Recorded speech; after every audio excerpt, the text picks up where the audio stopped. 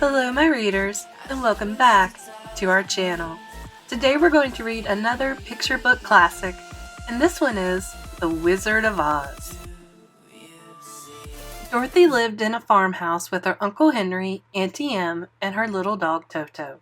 One day the wind began to swish, it began to whoosh, then it wailed and swirled. "There's a twister coming," shouted Uncle Henry. As her uncle and aunt disappeared into the cellar for safety, Dorothy grabbed Toto and ran into the house. Suddenly the house rose up, up, up into the air.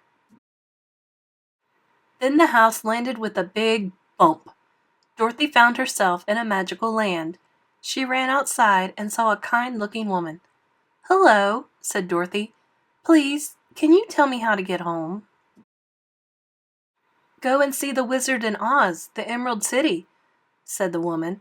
"He will help. Just follow the yellow brick road." The woman handed Dorothy a pair of sparkly shoes. "These will keep you safe," she said. Dorothy waved goodbye and set off along the yellow brick road. Soon she grew tired and sat down under a tree to rest. "Where are you going?" called a scarecrow from across the road. "I'm off to see the Wizard of Oz," replied Dorothy. "I'm going to ask him to help me get home." "Can I come?" asked the scarecrow. "My head is stuffed full of straw, and I'd like some brains." "Of course," said Dorothy. Dorothy, Toto, and Scarecrow set off. Suddenly they heard a tinny voice calling for help. "I can't move," cried a man made of tin. "I've gone rusty in the rain."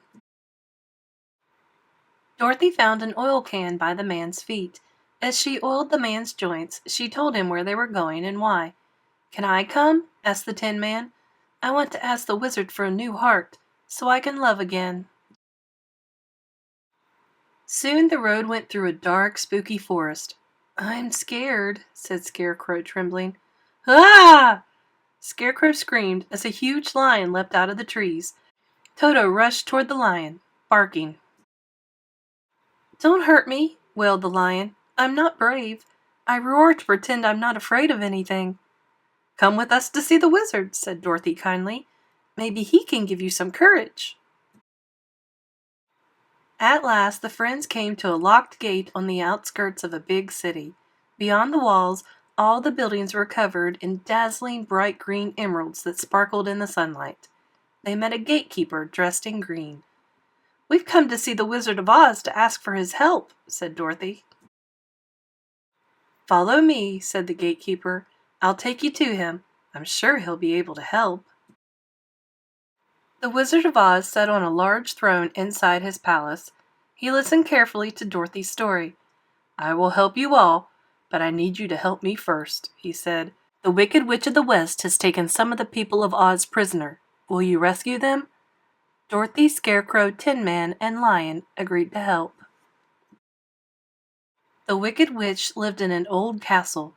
When she saw Dorothy and her friends marching towards her, she sent her crows and flying monkeys after them.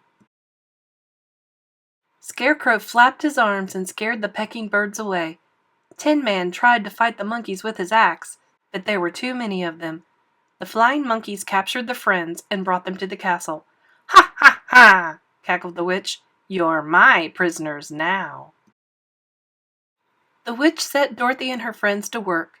Tin Man chopped wood, Scarecrow swept the castle, and Lion picked horrible black vegetables. Dorothy worked in the kitchen. One day the witch noticed Dorothy's sparkly shoes. "Girl, give me those shoes!" she screeched. "No!" shouted Dorothy, and she threw the bucket of cleaning water over the witch. "No!" cried the witch. She began to twitch and shake and then slowly melted away. "I'm melting!" With the witch gone, the flying monkeys flew away. Dorothy ran to find her friends. They rescued the prisoners and headed back to Oz. The wizard told them they didn't need his help.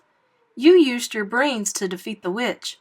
You were courageous when she sent her guards after you, and you stuck together and gave each other the love of friendship." "But how will I get home?" asked Dorothy. Glinda the Good Witch will help you, replied the wizard. She lives in a beautiful palace just outside the city. So Scarecrow, Tin Man, Lion, and Dorothy set off to see Glinda. Glinda listened to Dorothy's story and smiled. All you need to do is tap the heels of your sparkly shoes together 3 times and make a wish. Dorothy hugged her friends.